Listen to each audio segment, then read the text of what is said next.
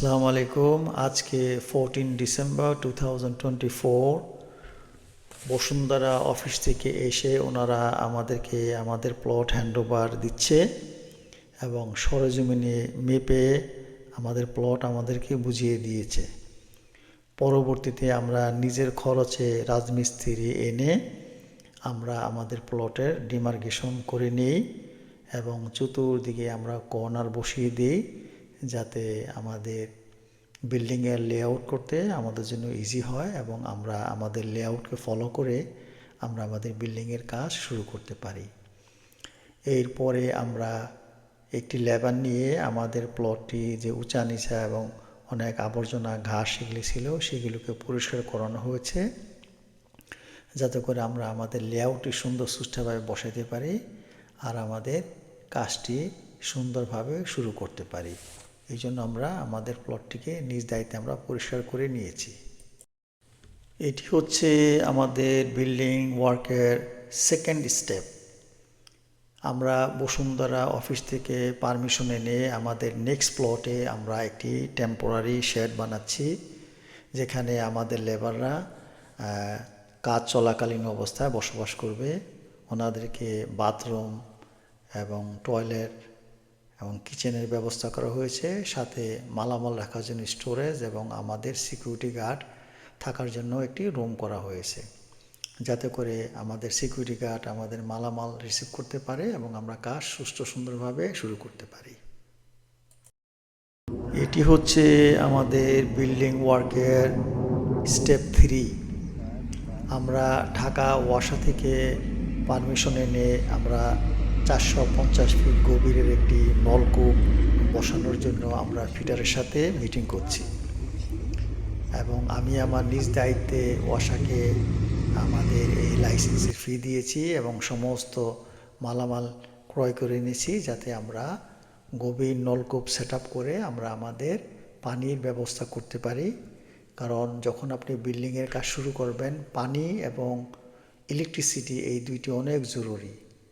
আমরা যখন labour shade এখানে বানিয়েছি তখন আমরা ঢাকা ডেস্কো থেকে আমাদের ইলেকট্রিসিটি পারমিশন এনে আমরা ইলেকট্রিসিটি লাইন এনেছি এবং ওয়াটারের লাইন এখন করানো হচ্ছে যাতে আমরা বিল্ডিংয়ের কাজ ইনশাআল্লাহ ইমিডিয়েটলি শুরু করতে পারি।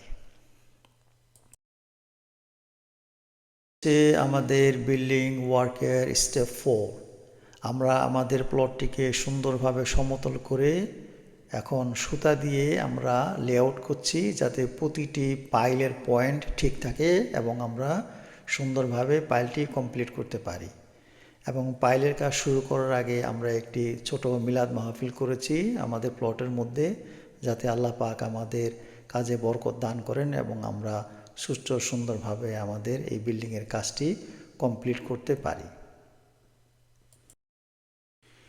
এটি হচ্ছে আমাদের বিল্ডিং ওয়ার্কের স্টেপ 5। আজকে থেকে আমাদের পাইলিং চলছে এবং প্রতিটি পাইল 95 ফিট ডিপ এবং 20 ইঞ্চি ডায়া। আমরা মালামাল হিসাবে ব্যবহার করেছি সালাম স্টিল কোম্পানির 20 মিলি রড এবং বসুন্ধরা কোম্পানির সিমেন্ট এবং সিলেট থেকে আমদানি করা পাথর এবং সিলেট স্যান্ড যেটাকে মোটা বালু বলা হয়। আমাদের এই পাইলিংয়ের জন্য আমাদের পাইল কন্ট্রাক্টর 25 দিনের সময় নিয়েছিলেন, কিন্তু আল্লাহর রহমতে উনি আমাদের পাইলটি প্রায় 20 দিনে কমপ্লিট করে দিয়েছেন। কারণ প্রতিদিন উনি প্রায় 2টার মতো পাইল কমপ্লিট করেছে। তো এইতে আমরা আমাদের অনেক সময় বেঁচেছে এবং পাইলের কোয়ালিটি অনেক ভালো ছিল এবং প্রতিটি পাইল তার লেআউট মোতাবেক অনেক সুন্দর সুষ্ঠুভাবে বসানো হয়েছে। যখন আমরা এই পাইলকে ডিকিং করে আমরা আমাদের মেইন লেআউট কলাম বিমের সাথে কানেকশন করেছি, আমরা এটার খুব ভালো রেজাল্ট পেয়েছি।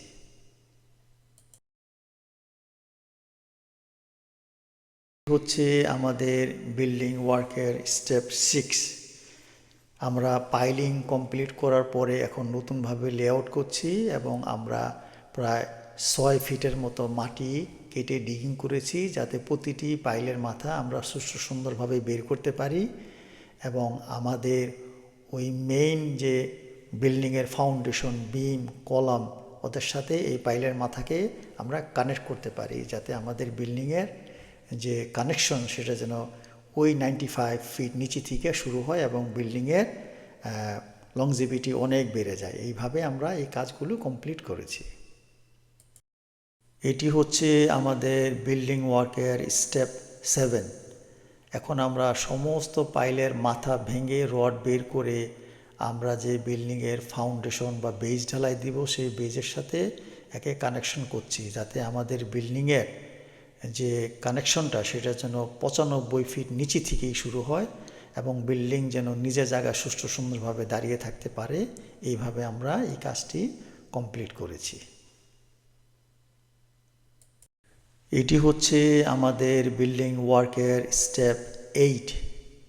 আমরা আমাদের পাইলের প্রতিটি মাথা সুন্দর করে ভেঙে পরিষ্কার করে আমরা এখন আমাদের বিল্ডিংয়ের যে মেইন ফাউন্ডেশন অর্থাৎ আমাদের বিল্ডিংয়ের যে মেইন কলাম, সেই প্রতিটা কলামের সাথে আমরা আমাদের পাইলের যে হেড, যে রডগুলি সেটা কানেকশন করে দিচ্ছি, যাতে আমাদের বিল্ডিংয়ের কানেকশনটি 95 ফিট নিচ থেকে আসে এবং বিল্ডিংয়ের শক্তি অনেক গুণে বেড়ে যায় এবং বিল্ডিংয়ের লংজিভিটি অনেক বেড়ে যায়।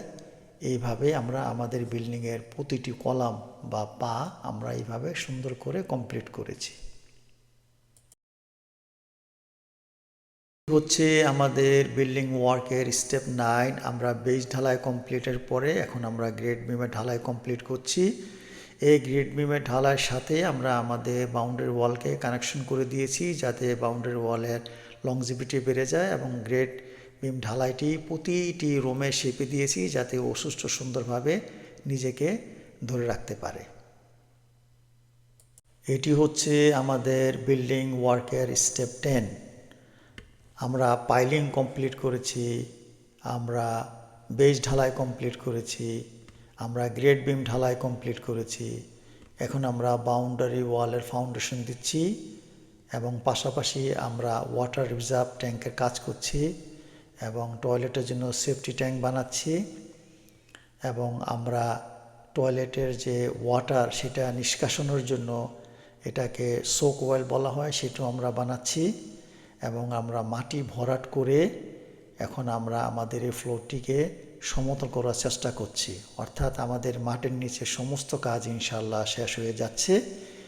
এরপরে আমরা শুধু উপরে আমাদের বিল্ডিংয়ের এই কলাম ঢালাইয়ের জন্য প্রস্তুতি নিচ্ছি, যাতে আমরা পরবর্তীতে আমাদের প্রথম তলার ছাদ ঢালাইয়ের প্রস্তুতি নিতে পারি। এটি হচ্ছে আমাদের বিল্ডিং ওয়ার্কের স্টেপ 11। আমরা পাইলিং কমপ্লিট করেছি, আমরা বেজ ঢালাই কমপ্লিট করেছি, আমরা গ্রেড বিম ঢালাই কমপ্লিট করেছি, আমরা বাউন্ডারি ওয়ালের ফাউন্ডেশন দিয়েছি, আমরা ওয়াটার ট্যাঙ্ক কমপ্লিট করেছি, আমরা টয়লেটের সোয়ারেজ ট্যাঙ্ক কমপ্লিট করেছি। এখন আমাদের টয়লেটের যে সোক ওয়েল যে লাইন আছে, যেটাকে টয়লেটের ওয়াটারকে পিউরিফাই করবে, সেই ট্যাঙ্কের কাজ চলছে এবং পাশাপাশি আমরা আমাদের ফ্লোরকে মাটি দিয়ে ভরাট করেছি এবং অনেকগুলো বিল্ডিংয়ের কলামও দাঁড়িয়ে গেছে এবং আমরা এই স্টেপ 11-এর মধ্যে আমরা আমাদের বিল্ডিংয়ের প্রথম তালার ঢালাই করার জন্য যে ফ্রেম, সেই ফ্রেমেরও প্রস্তুতি হয়ে গেছে, যাতে ইনশাআল্লাহ আমরা কয়েকদিনের মধ্যে বিল্ডিংয়ের ছাদ ঢালাই কমপ্লিট করতে পারি। এটি হচ্ছে আমাদের বিল্ডিং ওয়ার্কের স্টেপ 12। আমাদের সমস্ত নিচের কাজ কমপ্লিটের পরে এখন আমরা এই প্রথম আমাদের গ্রাউন্ড ফ্লোরের ছাদ অর্থাৎ প্রথম তলার ছাদ আমরা রড বাইন্ডিং করছি। এখানে কলাম, বিম এবং ছাদের যে ফ্লোরিং যে রড, সেগুলি একই সাথে সুন্দর সুষ্ঠুভাবে প্ল্যান মোতাবেক আমরা বাইন্ডিং করছি। পাশাপাশি আমরা ইলেকট্রিক লাইনের জন্য যে কনসিল যে লাইন দিতে হয়, সে লাইন আমরা টেনে নিচ্ছি, যাতে G6 পুরা বিল্ডিংয়ের প্রতিটা ফ্ল্যাটে সুষ্ঠু সুন্দরভাবে ইলেকট্রিসিটি টেনে যার যার পয়েন্ট মোতাবেক আমরা লাইট ফ্যান ইত্যাদি আমরা ব্যবহার করতে পারি। এই জন্য এই প্রস্তুতিমূলক কাজ চলছে এবং ইনশাআল্লাহ আমরা আশা করছি 2-1 দিনের ভিতরে আমাদের এই ছাদটি ঢালাই হবে ইনশাআল্লাহ।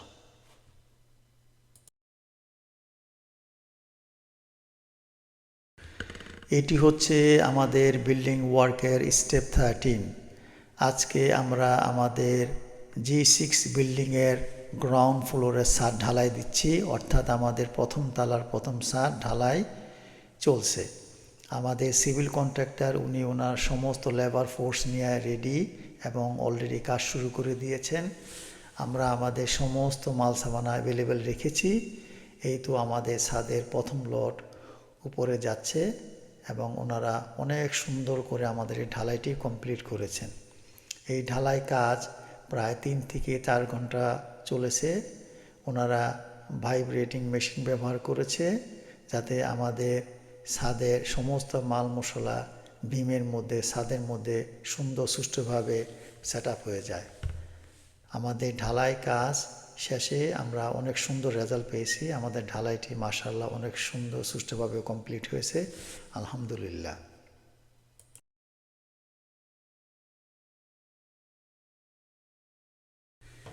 এটি হচ্ছে আমাদের বিল্ডিং ওয়ার্কের স্টেপ 14। আমরা গতকালকে আমাদের ছাদ ঢালাই সুষ্ঠু সুন্দরভাবে কমপ্লিট করেছি। আজকে থেকে আমরা ছাদে পানি ব্যবহার করব, অর্থাৎ আমরা ছাদকে কিউরিং করব। এই জন্য অল্প সিমেন্ট এবং বেশি বালু দিয়ে আমরা ছাদের মধ্যে কিছু পকেট আকৃতি বানিয়েছি।